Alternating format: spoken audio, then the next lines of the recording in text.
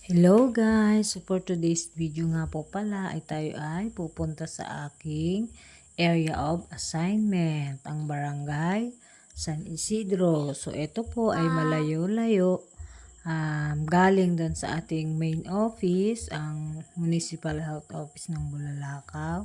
So medyo mahirap po ang daan, puro paahon po siya.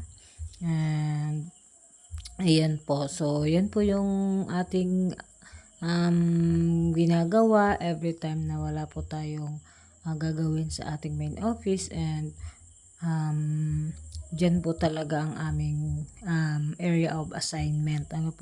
So kung saan nag-spend po kami ng mas madaming araw sa amin pong area of assignment. So yan po pala ay Barangay San Isidro, Bulalakaw. So dyan po natin mostly binibigay yung ating mga services or health services na binababa po galing sa Department of Health bilang part po ng ating trabaho.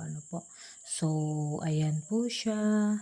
So maraming salamat po.